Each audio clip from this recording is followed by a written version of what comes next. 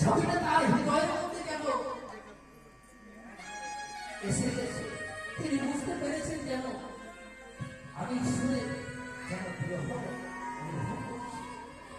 বিরহ ব্যথায় যেন